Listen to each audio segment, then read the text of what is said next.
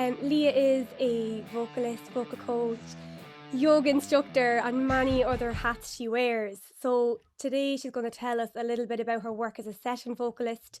She's also the lead vocalist in the Motown wedding band called Papa Zitas, which I only just found out, which is so cool. And she's also studying a master's in early childhood studies, which I can't wait to ask her about personally. So, Leah, do you want to maybe tell us a bit about like how did you get into music? Where did it all start for you?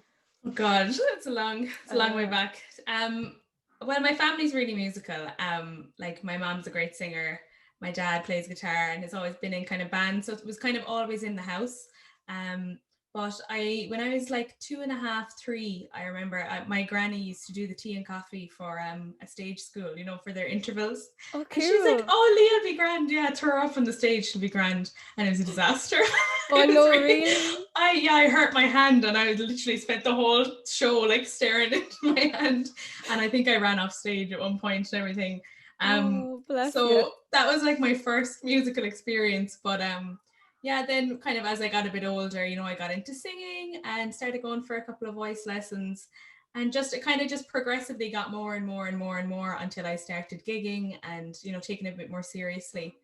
Yeah, so it was quite young, but I think when you're in a Yeah. musical house, it's just always around, and you're just kind of, it's really like I was never pushed into it, but I was always encouraged, like sing a song or whatever, so it was lovely. Yeah, I feel Yeah. because kids are so easily influenced as well. And like I do, obviously, like my house wasn't a very musical household. My parents listened to a bit of country music, a bit of Tracy Chapman in the car on Yeah. the way to Super Value or whatever. But no, not really. Like it was only later when I kind of got into music myself and my Yeah. sister as well. We both joined stage school.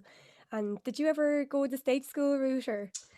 A little bit. I Mhm. had a teacher. I live in Youghal, and I've lived in Youghal my whole life, but I had a teacher who she kind of set up a stage school just on a kind of more local level, but she would have been fairly involved with like Cork Arts and that kind of stuff. So it was actually so good. I really like credit so much to that teacher. Her name's Tracy Simon. She's unbelievable. But she was really good to push me to just like try different things.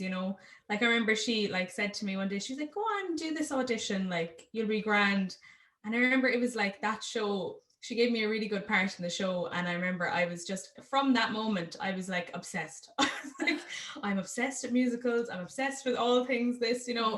And I think it just gives you a really good confidence and a really good baseline. But like I definitely had to kind of, it's hard to detach from it, you know what I mean? It gave me some really good like voice habits. But Mhm. I remember I was so rigid for years afterwards, because you're used to being told Oh, on this move, on this line, do this with your hands, and when you're I just hear doing you. it. It was quite staged and planned. Yeah, and I Yeah. found it really hard to like get away from that. Like, for honestly, until I'd Mhm. say about 3 years ago, I was still had to really think about like, oh Leah, don't forget to move your hands, or like, do Yeah. something. Um, but yeah, I really liked the stage school thing when I did it. Yeah. I don't know how you felt about it. I think people have really different experiences. Um, Totally. But I think it's funny that you said that about the training of it and how kind of institutionalized you kind of become because of it. But like, because I mentioned it before in another chat at some point. I remember my old guitarist was he used to always kind of slag me because he used to say I was very theatrical, and I'd be there at my stage moves, like. But like I got my confidence from those days of yeah, where like somebody recognizes that you have something and someone obviously recognized that you had a talent and gave you a chance and then you went, "Oh, I'm good at this," and I kind of get a good yeah. vibe from it and then that develops from there. Totally, and that's all it is. It's just someone being like, "Oh, that was really good," and you're like, "Oh, Hmm. was it?" It's just getting kind of a validation from someone that's maybe like not in your family, because you always have, I think, this thing. It's like, "Oh, sure, that's only what my mom thinks, or what my dad thinks, or what my granddad thinks, or whatever." Like Yeah, but when it's someone who's kind of no ties to you, you're like, "Oh, it must be good if they said I'm good." Um, totally. yeah, Like you probably have like your stage school teacher was obviously one of those kind of role models for you in totally. music as a child, and I'm sure you still obviously speak fondly of her now, and I would be the same about my Yeah. stage school teacher Pamela Keeley. Was there anyone else kind of growing up, maybe as you got into teenage years, that kind of really stood out to you as a role model or someone who just really like lifted you up and gave you a platform?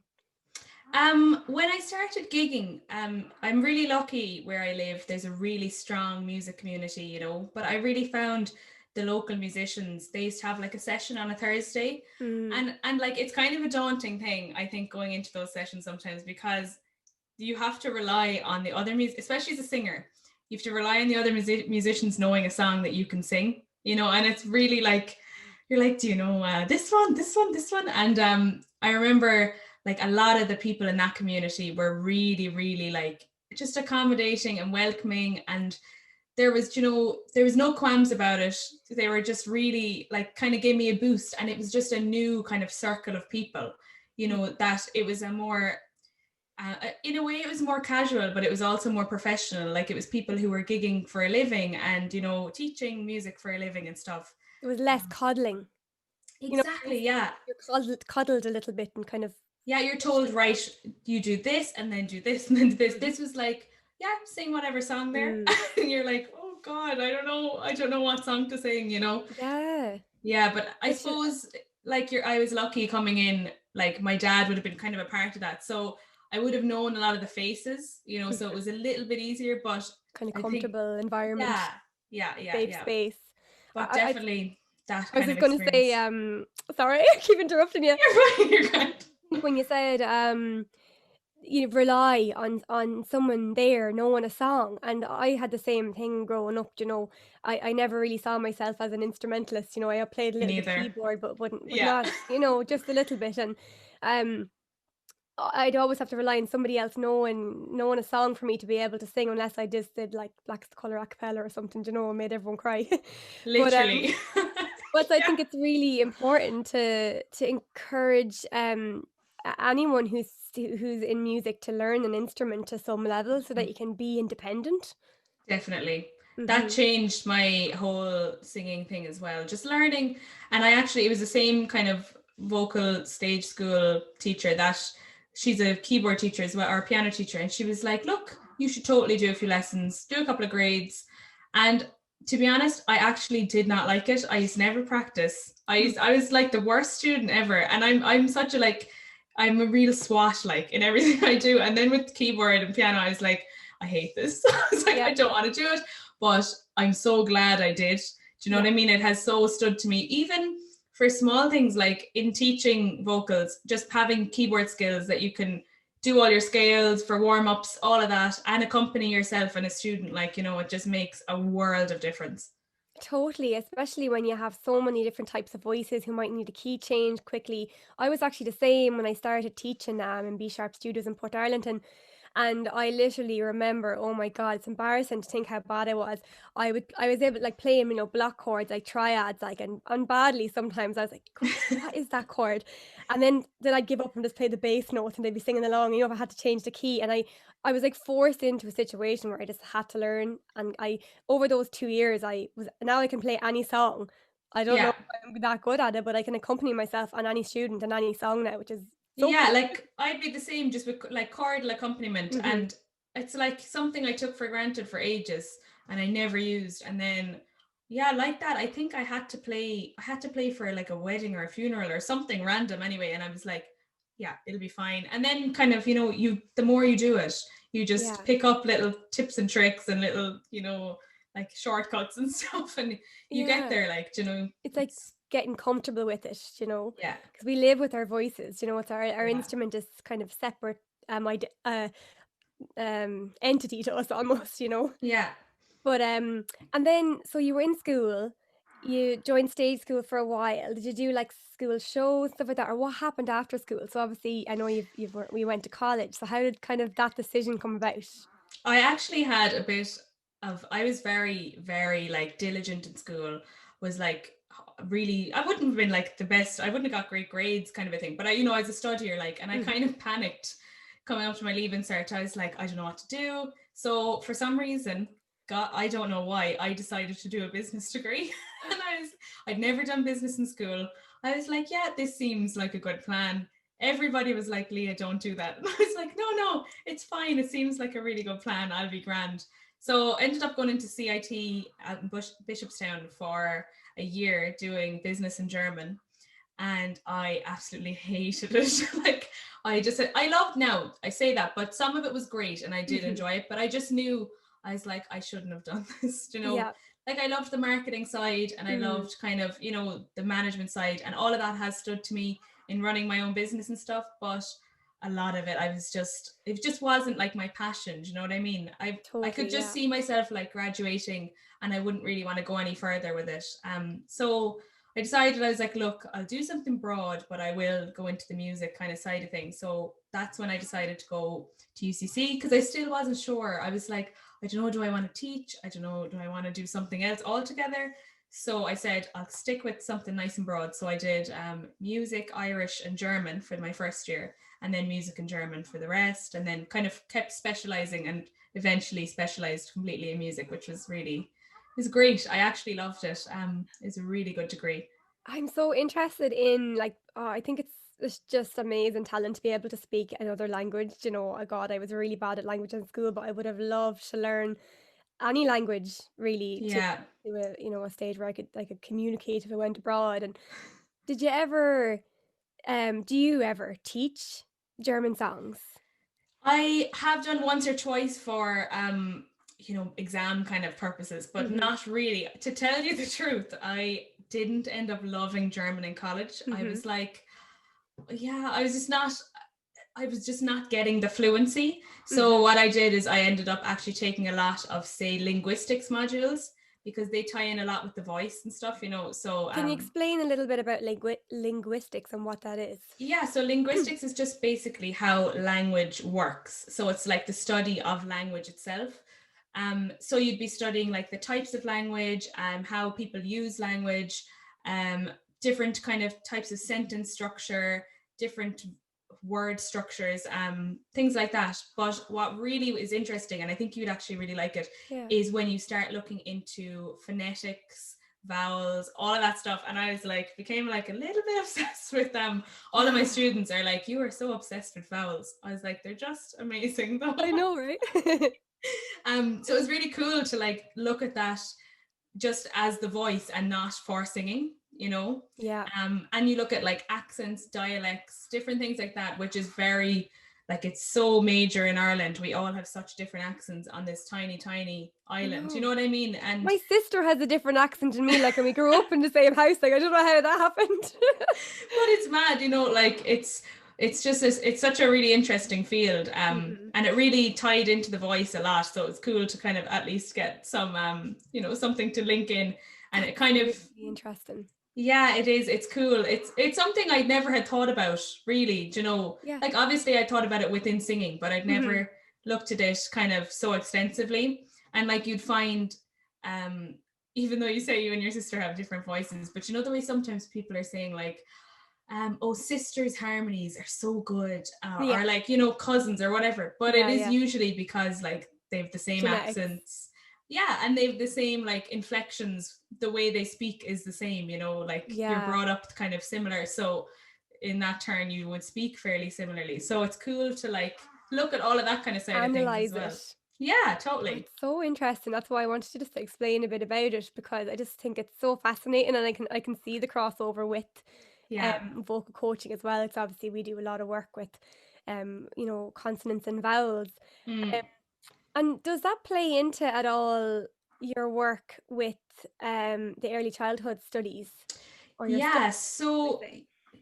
I when I was kind of doing the music side of things, I really just the more and more every year I kind of started specializing a little bit more and a little bit more, and eventually I was really specializing into the area of education, but music education, Mhm. So my studies now, like last year for my final year, I did a really big project on like building a creative classroom. So how to have a creative classroom, and kind of assessing everything with that. And it was in the area of kids between age 3 and 5.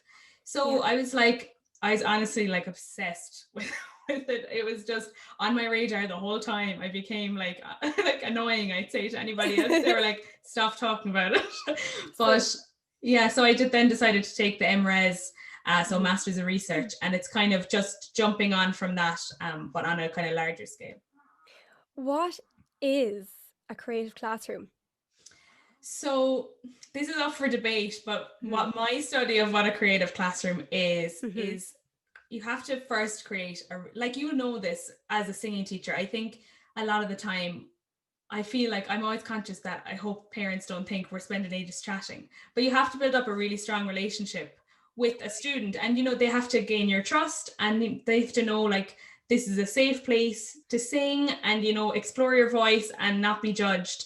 And it's the same with smallies. Like, you always hear like dogs and babies can read people so well, you know, and it's so true. So you have to like really, first of all, build that really good relationship, that there's a level of trust that they can kind of have a bit of freedom in that classroom, and you know, that they're not afraid to do something for fear of being judged. And you have to make sure that you're building that with all students, because each student has to learn, you know, you have to give others respect, and you have to allow people to have their opinions. And then that would stretch on as far as having activities that are child-led and teacher-led. So basically, a teacher-led activity is when a teacher would say, okay, this is what we're doing. You're going to do this, you're going to do this, I'm going to do this. Here are the materials. And then a child-led is just a bit of the opposite. So you'd often see it in free play. If a child would pick up, say, a tambourine and start playing with it, and you know, you kind of maybe encourage that then, and you can say, oh, that's really cool, you should try, you know, shaking it the same way, but try it on this instrument, or try making loud sounds, try making quiet sounds. And that's all. Then that whole process of that teacher intervention is called scaffolding. So it's really interesting, and it just builds and builds and builds. But having that mix of, you know, like a teacher offering kind of the basic skills and kind of teaching about like pitch, rhythms, different sounds that you can find, you know, all just, and dynamics, like little things like that, just small kind of nuggets of music theory. And then kids, then the more they interact with it, they will start kind of leading their own activities, and then you will get a really good level of creativity, because they'll start making little patterns of music, and they'll be repeated, and they'll get stronger and stronger and stronger. You are teaching them to think for themselves, essentially. Yeah, exactly. And you know, so cool. Yeah, so they have their own creativity by being given the skills kind of to do so. That's really fascinating. Yeah, it's cool. I know even for myself, I'm a real doer, and I don't necessarily learn that well if somebody just talks at me and like just says, you know, here's information. I don't learn that way. I have to do. I have to draw. Yeah. I have to write. I have to. I'm the same. Very kinesthetic, visual learner, and I think kids are very much that way too. Yeah, I think like in today's world, with all of the kind of media and distractions and everything we have, we need to have like really good interaction all the time, and we need to be given something to do. Because I find even myself, like I will lose focus so easy. Like I find, say, on, you know, the way we're all online learning and online working, if you're doing like a lesson that's not interactive and you're just talking, like no one, like you're not going to benefit, the student's not going to benefit. And that goes for me as a teacher and me as a student in college. You know, I've sat in lectures and been, you know, you just zone out if you're just being talked at. You have to actually interact and engage with it. Some people can engage by just reading or listening, but I'm definitely not one of those people, you know. I just find I've chatted about this before as well, but I'm very interested in, this is why I was really excited to chat to you about all your studies, because I'm very much interested in teaching in a multisensory way, and trying to be kind of conscious and aware of the fact that the way you deliver a piece of information might not exactly land home to a particular student. You might need to deliver it in a slightly different way. And I think if I kind of like, I didn't think for years I put off doing a degree because I didn't think I was academic, but that's not true. I just didn't know my learning style, and I didn't know how to kind of work with my learning style.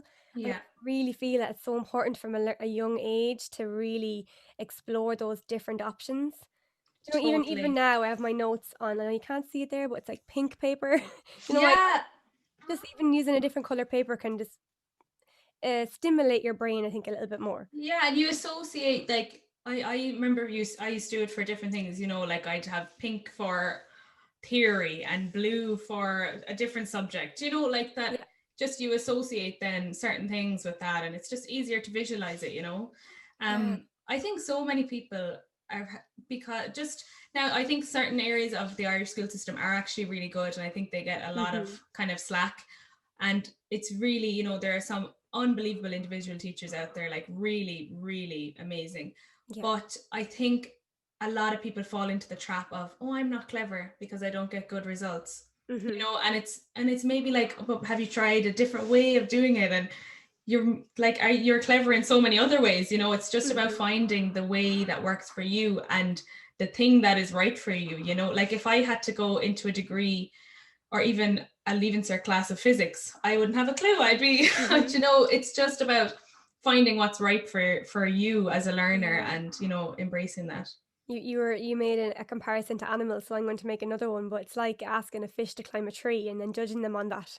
Do you know? Yeah, It's yeah, it's crazy.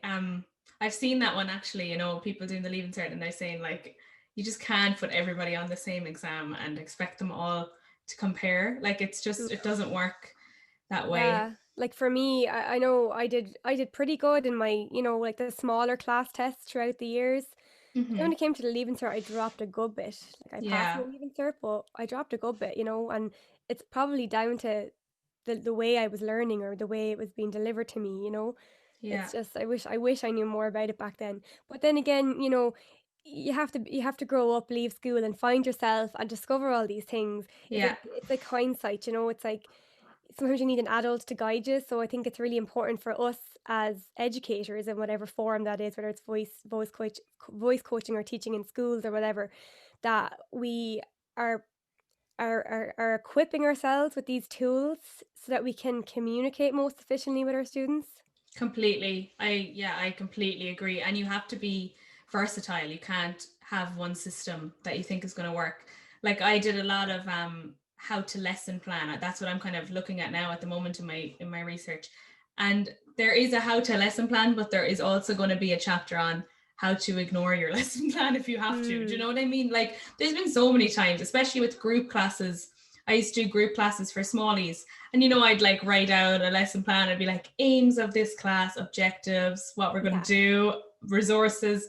There's been so many times I've went in with that and I literally put it on the table and someone decided, no, can we do this instead? And you're like, okay, you know, yeah, because why do something that they don't want to do, that they're not interested in, yeah, and especially when they're paying for classes. I also think if you're paying for a class, you should be doing something that you really enjoy and something that's going to benefit you, rather than something that I think is going to either benefit me as a teacher or like sometimes you yeah. have to just listen to the student and see like, oh, that's what you want to do, then let's do it. I wonder if, like, did you give up your keyboard lessons or did you stick with them? I did them from, I think, when I was about 14 until maybe I was in like fifth year. Yeah, And I think I just decided to drop because I was like, I'm not gonna do it for my leaving cert. Was yeah, literally, that was the reason. I was like, I'll stop doing lessons because what's the point? I'm not doing it for my leaving cert. And that's again a yeah. silly mindset. Well, Um, yes and no. I suppose you wanted to focus on your leaving cert, and that's fine. yeah, Yeah, exactly. And I just was like, look, I'll focus on the voice kind of side of things. And I'm glad I did, because I like, my keyboard skills are grand. I'm not going to ever be a keyboardist for a band or anything, or like a piano player, but they're grand for what I use it for accompanying myself or accompanying a student. mm. um but yeah, I know what you mean. I wonder if if you did stick at something, like just because the benefits are there even though you don't enjoy it. No, what I was actually going to say was, I wonder if teachers were a little bit more aware and adaptable in lessons, would less kids give up? Because, like, I've had students who gotten upset in lessons because maybe they didn't practice and they've come and they're upset because they don't want to have to face the fact that at the time they didn't practice, or Yeah. maybe they just can't get something, or maybe online sometimes they can't hear the music properly. Do you know, there's like different reasons why students might get upset, and like Hmm. if I took the approach of being like, well, you're just going to have to get it, to put it Yeah. bluntly, then it's probably going to scare them away. Like, so you Yeah. kind of have to take a step back and go, do you know what? Let's work on Christmas songs this week. Yeah. Leave the Oh. grade stuff aside. We can come back to it. Like, what's the point in doing it if we're crying? Like, let's let's watch a video of a cat jumping away from a cucumber, like, and Yeah, make them laugh, like, just try and change the completely. And I find that online learning can be so hard for some of them. yeah, You know, if you've a bad internet connection, I find that is the biggest trigger of them all for just like panic. Because it's like, oh, sorry. And it's like, it's fine. Don't worry. Everything's fine. I can see you again. It's grand. Don't worry. But like, again, I think you have to approach everything with empathy and kindness. And like, that is just the way to go with everything, like, there's yeah, no point, just giving out to give out. Like I always have avoided having to give out. I usually just do like change and to just change what we're doing. If yeah, anything's going wrong, like realistically, it can't be that bad in the same. There's rarely very bad behavioral problems. Any yeah. misbehavior in a singing class. So Yeah, and I mean, hell, I'm in college now, and I'm in my 30s, and I sometimes go to my classes unprepared. Like, do you know what? Sometimes it happens. Sometimes you yeah, have a bad week, or maybe you were busy doing other things. Maybe other projects took over. Like kids, maybe they just were really busy with school stuff, and they had family totally. things on. Who knows? Yeah. You just have to be kind of conscious that, like, people are coming from so many different situations, and you kind of have to try and we have to be good at reading people, don't we? Yeah, oh, totally. Like you have Yeah.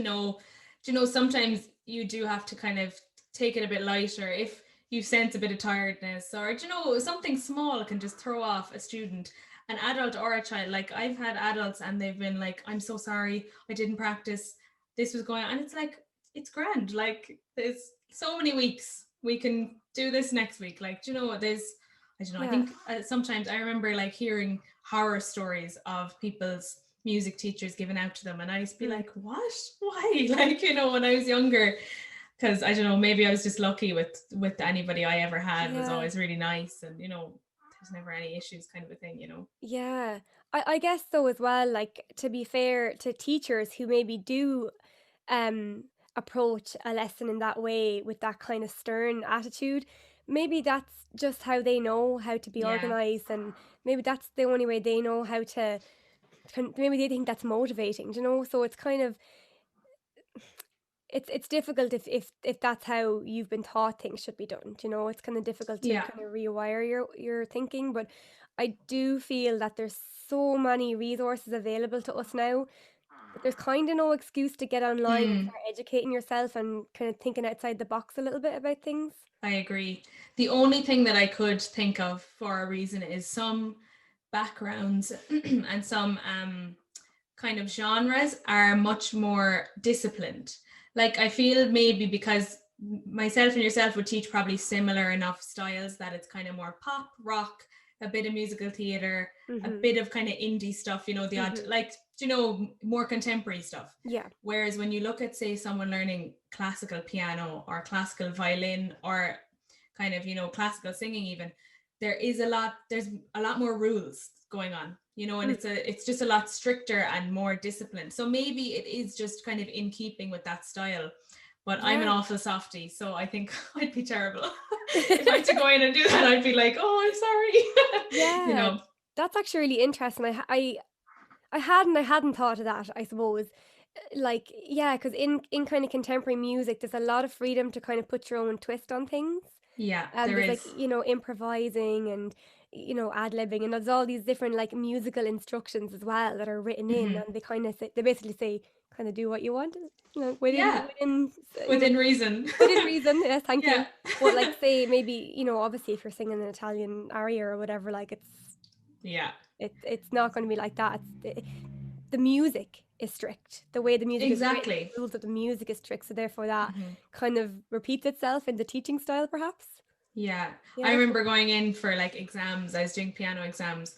I never got very high up. I think I only got to maybe grade 2 or 3 or something. But I remember going into my lesson and I played the piece, and it was like a classical piece. It was quite difficult, but like for my level anyway, I played it. mhm. I remember my teacher was like, "That was gorgeous," but it wasn't what was on the page. And I was like, "Yeah, I made that up." I was like, You're like, I'm an artist. I think I'm just doing my own thing over here, and it's like, she's like, but it was lovely. I was like, Well, that thanks. was I think that's a nice way to put it. I've actually said that Yeah, before as well. I loved what you did there, but for the exam, this is not what they want you to sing, but I really liked it. So if we do a gig, maybe you could do it that way. But for the exam, Yeah, let's do it this other way, you know? exactly. Yeah, you have to know kind of, you pick and choose your battles, I suppose. Yeah. And how do you find like tailoring lessons to individual students? Like, would you, I know for me when I first started out, I would have kind of had like I suppose template lesson plans, you know, for and then I kind of developed it to more like, you know, beginner, intermediate, slightly more Hmm. advanced students. And then I was like, this can't be the case either. Like I need to tailor every lesson individually because every person is different. Yeah, I would be of the same opinion. And I did have template lessons, and I would still maybe the odd time use them if I had a new student. Mm-hmm. Or I find like I would still kind of have a structure that I like, Yeah. you know, that I'll Structure, come in yeah. and we're doing maybe like a warm up first, do a quick chat, a warm up, you know, start on the song, move away from it for a few minutes, do a bit of technique, and Yeah. finish on the song. That's generally how they'd work. But again, like that could be anything in all of those categories. Like we could be doing Yeah. anything. And I generally would, in the kind of first lesson, try and get a good sense of what the student likes, because I Yeah. find like kids and adults alike, everybody is so much, you know, they've so much reach to any music. Like they can literally hop on the internet and type in music and like anything could come up. You know, Yeah. like the styles are so different. And even like nowadays, like if I asked, say, my students 2 years ago, what's your favorite song? They probably all go True Colors from Trolls or something. Yeah. And now Yeah. like it would be something from TikTok, you know? It's Oh, like yeah, I was gonna say that, yeah. TikTok, TikTok, everything is TikTok. Yes. My sister is only 8 actually. There's a big Oh, gap between us, and she is just like, she loves it. obsessed. She loves it. She's like, how do you not know that song? It's so popular. I'm like, you Yeah, know, I actually downloaded TikTok. I was like, I need to check this TikTok thing. yeah, I'm not too old for TikTok. And then I like looked at it and I was like looking at the different videos people were putting up and I was like, I would feel like an idiot, like putting a picture of myself up dancing or something like that. I don't yeah. know. I'd be the same. It would just not come across well at all for me. Yeah, I Yeah. have seen actually some voice teachers are using it really well to Yeah. do like quick, what would you say, like Warm maybe up like a, tips and stuff yeah, like, like tips and tricks, but just like bullet points, and it's really cool. Because yeah. I even sat there and I was like, oh, that really held my attention. Do you know what I mean? Because Yeah. sometimes you click on and there's a load of waffle and you're like, come on, just tell me the tell me the secrets. So it is cool for stuff like that, you know. Yeah, I actually know what you mean because when I first downloaded that what I just said my first thought, but then I was like, there must be other vocal coaches and stuff on it, maybe using it in that way. So I like searched and I Yeah. did find some people who were like, as you said, just doing maybe demonstrations of like how to sing a riff or maybe just like look how high I can sing, and they might take a melody and like move it up in Hmm. semitones and see how high they can go and like little things like that. And I was like, yeah, I think I could do that, but I still haven't done it. So Me I'm too. still I was getting, like, yeah. one thing at a time one thing at a time with this stuff. There's a lot to kind of work So with. much. I was the same. I was like, yeah, so I'm gonna do a warm-up tutorial every week, and then I'm gonna do and it's just you just like you lose track of time. You have all your students and then you're like, okay, never mind, I'll just deal with the ones I have.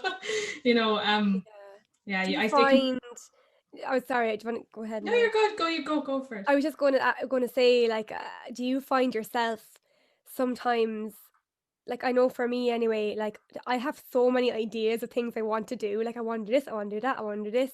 I have all these ideas, but then we're both back in college, so like that Hmm. takes up a lot of our time, and we're we teach as well on the side, and before COVID we were gigging, so there's so many other things that like take up time. So it's kind of, do you find it like hard to divide your time, or do you find it frustrating, or what's your Yeah. thoughts around that whole situation? To be honest, last year, just for example, say this time last year, I would have been teaching in full swing, would have been college, final year, full swing, gigging, absolutely mental because it was Christmas. Mm-hmm. And I actually found that was totally fine because I had such a good routine. But I found like since we're doing everything from home, like things are a little bit more difficult to just give yourself boundaries. Like I find, if I get a message in late at night, I'm going to answer it because I'm at home anyway. Whereas before, if I got something in, or if I was like, I'll put up a really good post now on this, Mm-hmm. I definitely was giving it more like dedicated time, that I was saying like, okay, 9 to 5 is college, 5 to 8 is teaching, and then I'll do a half an hour on social media. And stuff like that was so much easier, I think, pre-COVID. But now it's so constant all the time. I think I'm engaging with it less. Do you know what I mean? Because I'm like, I'll do it later because I'm at home anyway, kind of a thing, Okay, right. So it's kind of like, yeah, Yeah. I think the word boundaries is a key word here that I've heard come up over and over again. It's like setting boundaries for yourself, you know. It's like I know you said to me you gave me your WhatsApp number and said WhatsApp me because I don't look at social media in the week, which Yeah. I thought was so cool. Like I wish I could be that restrained. Well, I try not Yeah. to, but then like 2 seconds later, I'm like, oh, what's on Instagram? Do you know what I Yeah. mean? But But you like try to limit the time. yeah, and I find I hate with Instagram that it's own, the message is in the app. So as soon as I click into it, I'm gonna stay on that app. Like, at Yeah. least like if it's on a separate message, I'll just look at that thing at that time. But Yeah. like you're probably the same with college. Like you would just get wrapped up in time, wouldn't you? It just consumes you. Like Yeah, well, the course I'm in, the Cork School of Music, and like it's a very task heavy course. Like it's quite practical course. So like I literally go in, I book a practice room for 9 o'clock, 9:30 in the morning. I spend an hour and a half in practice rooms every day. Actually, more than that. You're allowed to book an hour and a half, but you can sneak in if there's a room free at a time. So I could spend 3 hours in rooms a day, and then classes, and then in between you're going to rehearsals. So like there's like back and vocal rehearsals for band ensemble, then there's vocal harmony sectionals, there's god there's everything's just really practical, so it's like it's constantly trying to organize and arrange everyone else's schedule, that's and very tough. they often overlap. So I find that like when I'm in college, like Monday to Thursday, I'm like in college. Like I don't really look at my phone too much in college. Like sometimes if I get Yeah, up, I might throw up a video on WhatsApp, or not WhatsApp, on Instagram or something if I think of it. But to be honest, my mind is so tunnel visioned on college when I'm in college, I'm the same. and I'm wrecked in the evenings. So I don't really do much when I get home. Like I might have to finish a project or something and then go to sleep. I don't bother Yeah. going.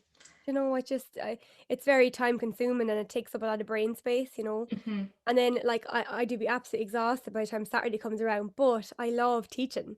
And it just Yeah. gives me energy. Like I could be exhausted going in, and I might be like, I don't want to teach today. But the minute I see people's faces coming online, I'm like, I just love Yeah. it, Me and too. even if I'm tired, I get through it. Yeah, actually really like the teaching online. I think I it's do too. great. I found like just the resources that are available, like are sometimes things that I definitely wouldn't get a chance to pull up in a class by the time you'd get it. Do you know what I mean? Yeah, That because you can share a screen and you can pull up like a quick video, or you can get a little screen grab of something.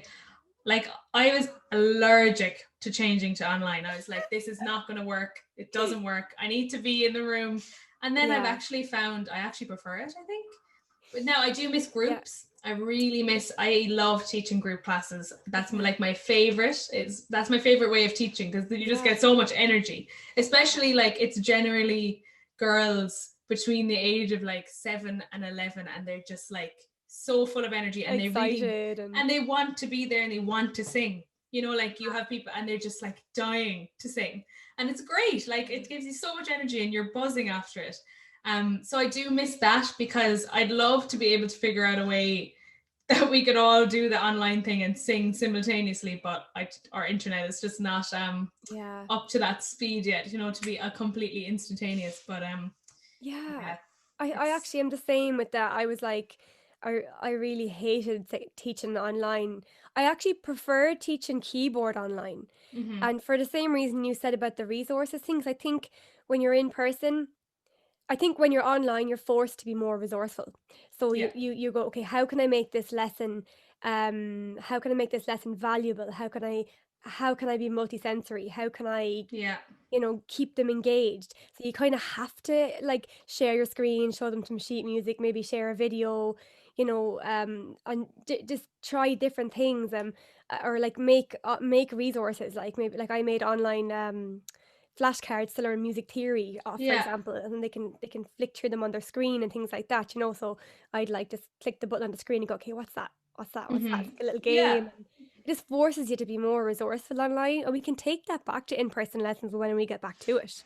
Now that we Exactly. know that it's really beneficial. Beneficial, yeah. Like I think the first thing I'd be getting when I go back to in-person lessons is a projector. Like honestly, Really?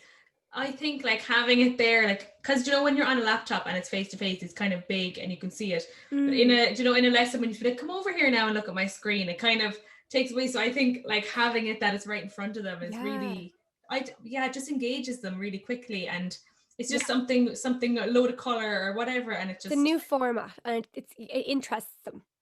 totally, Yeah. totally, and I think it's yeah, I would find it so different to go into an in-person lesson now, to the structure of all of my lessons now. Even though every student, I'm doing something different, I'm using different resources, but I am using some kind of an online tool for each Yeah. student. You know what I mean?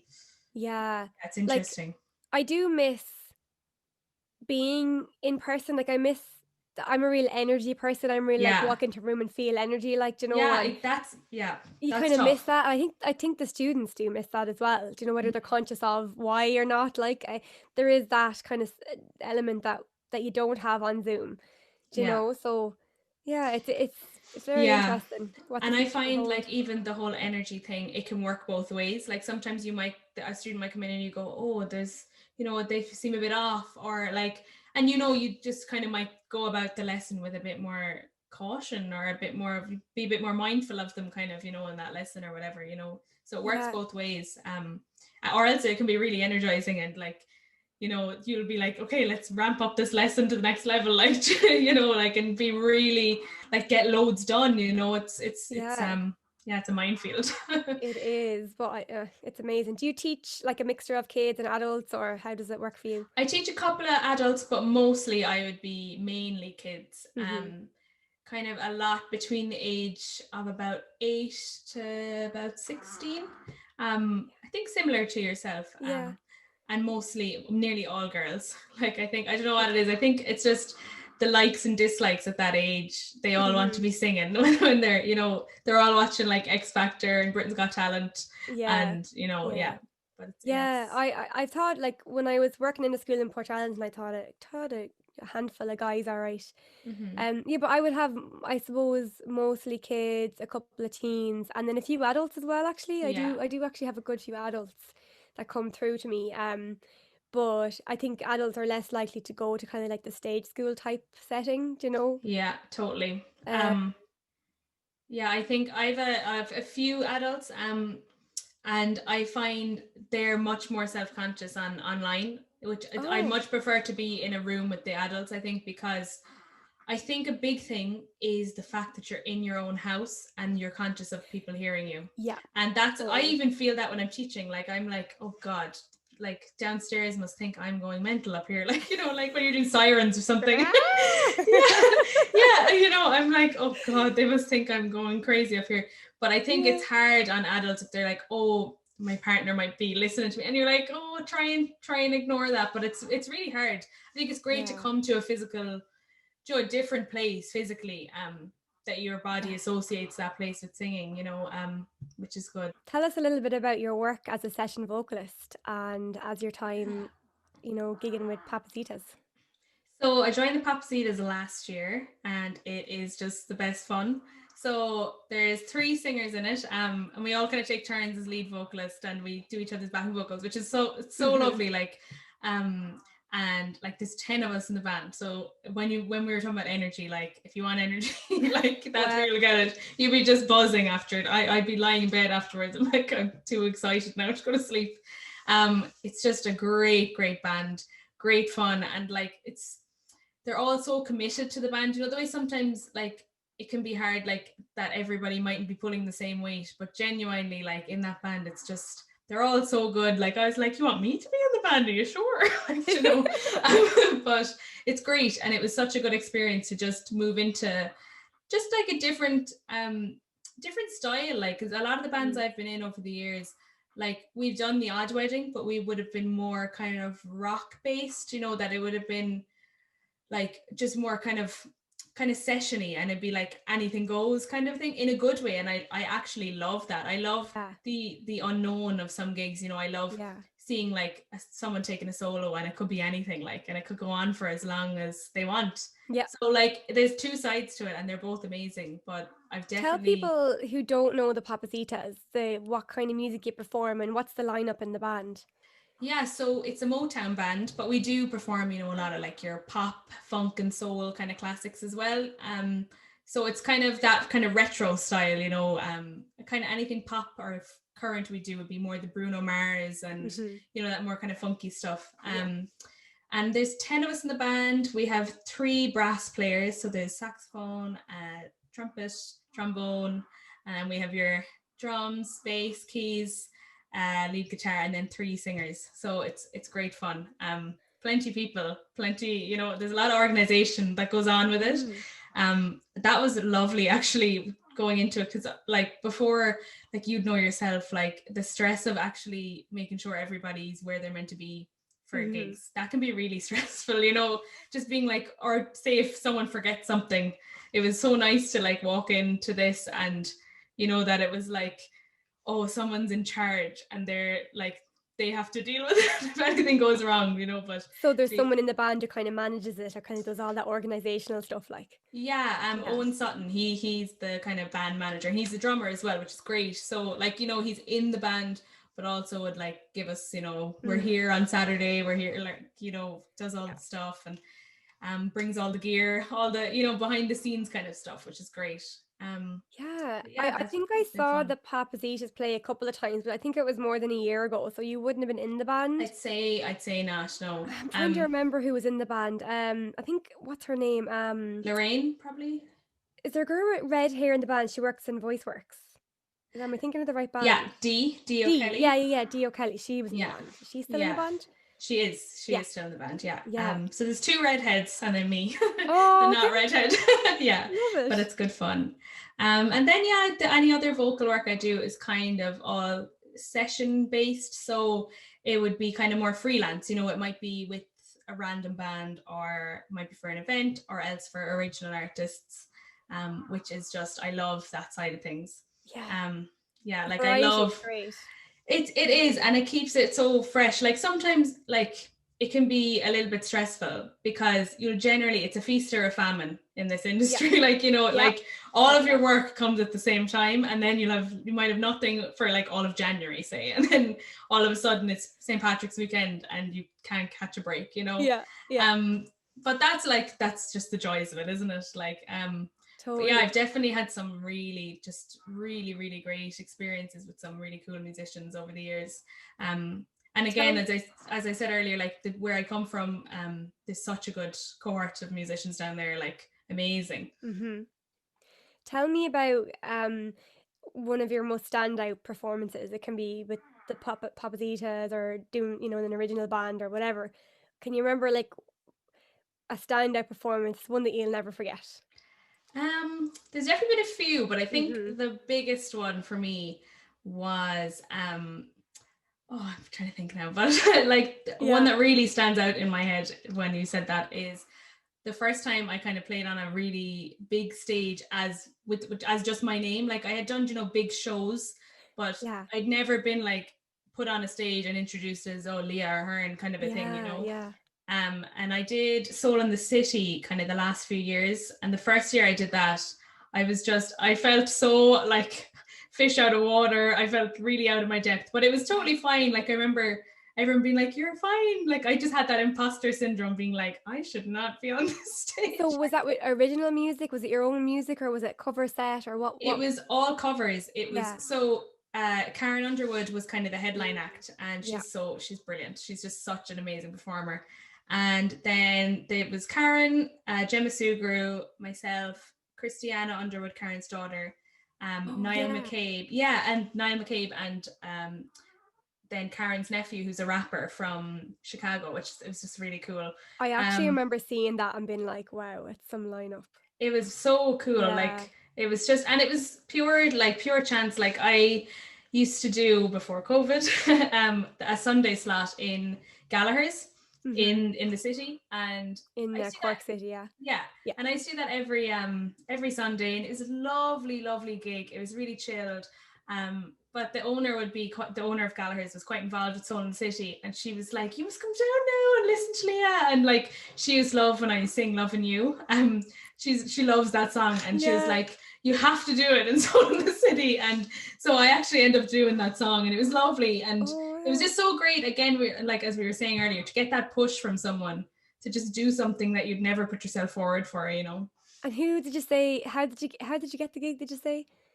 Through so the owner of Gallagher's, Okay, yeah. I used to gig there, and she just was like, "Karen, come down and have a listen." And then yeah, it was so random. It was great though. It was That's just amazing. And like to be yeah, on the lineup as well with all those amazing, musicians, just totally. And it just such a like joy. yeah, and it just led me to so many great gigs after that. You know, like I just started getting a lot more bookings for session work, and just random bits and pieces that like I'd never kind of put myself forward for if I didn't kind of get Yeah. that confidence. Yeah, I Yeah. think sometimes we need someone to tell us that we're good. I know, like, Yeah, like we totally. shouldn't, but we kind of do sometimes. And I think, especially as adults, you don't really get that as much. Like when No, you're a child, everyone is telling you you're brilliant and, all the rest. But, as you get older, you kind of are relying on you to like kind of give you to what's the word, encourage yourself, which is really difficult totally. sometimes because we're all quite we're what's the word I know what you mean. Like, I think it's an Irish thing as well that we put ourselves down. That we're like, sure, no, I'm grand. Like, I'm not hey, great. jeez, great. Sure, it's only myself, kind of a I thing. know, yeah, yeah, Yeah, like even with like loads of things, I was just like, oh no, I wouldn't be able for that. And it wasn't even about being able. It was more about like, oh, I'm not on the same level of like, yeah, I'm not as well known, or I'm not as qualified, or things like that. And sometimes it's just pure time and place and being the right fit for something. yeah. You're so right, totally. Um, I do remember at one point, which is it was a session that I got booked to do. It was like a recording session to do.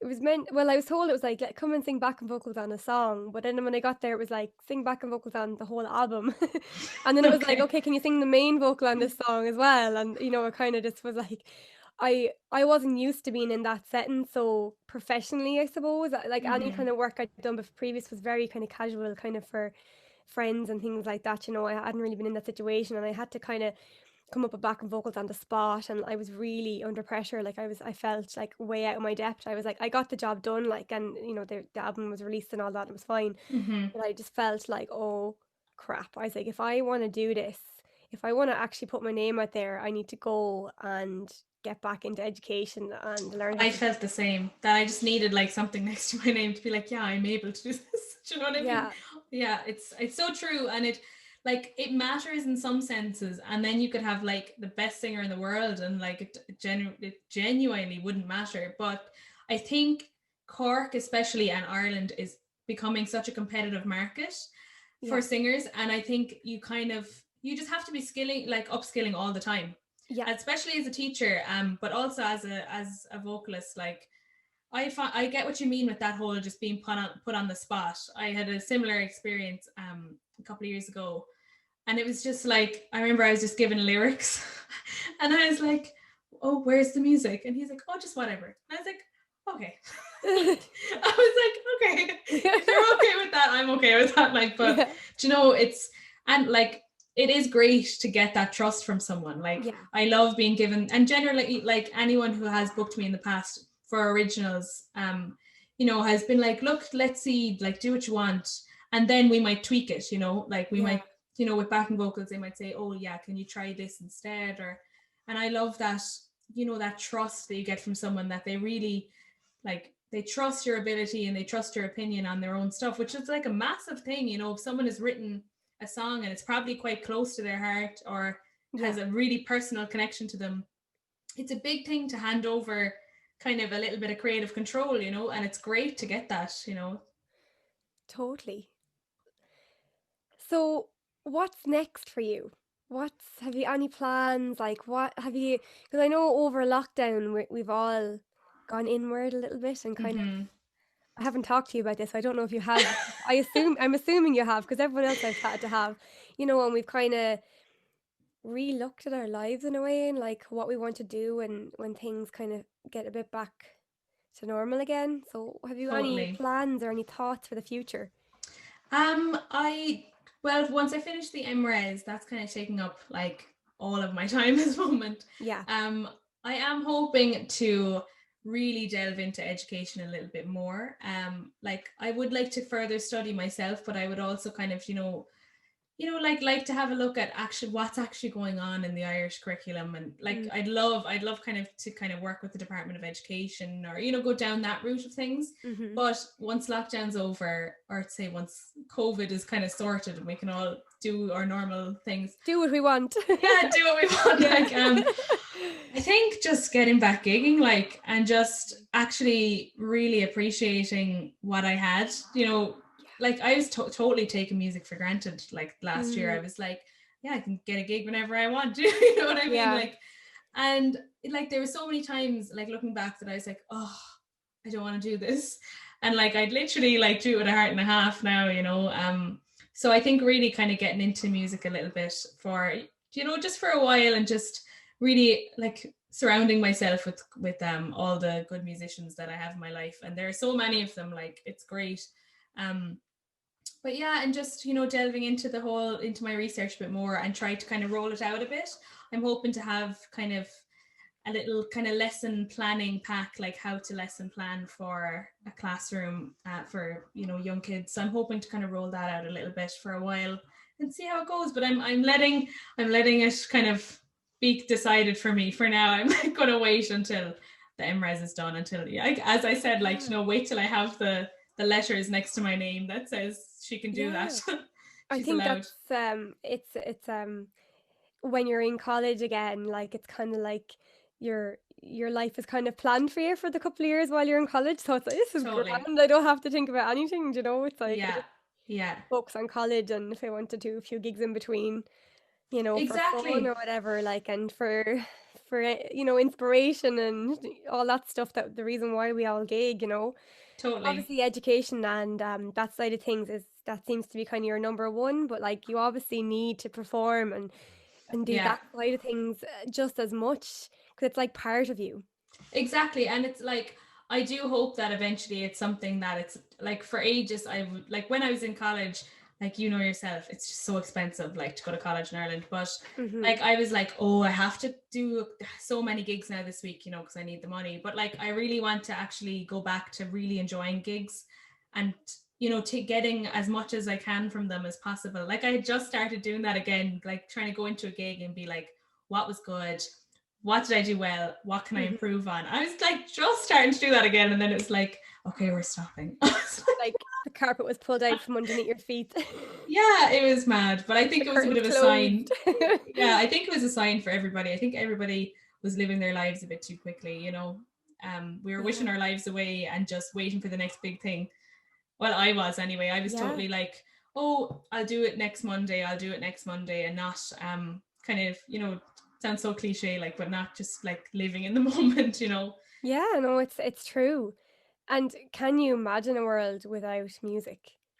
Oh, like I could honestly like rant for hours on like, and it's true, like the actual scientific benefits of music. It's Mm-hmm. just, it's endless. It's absolutely endless. And it's so Mm. important to allow everybody to have access to good music education and like high quality education. Yeah.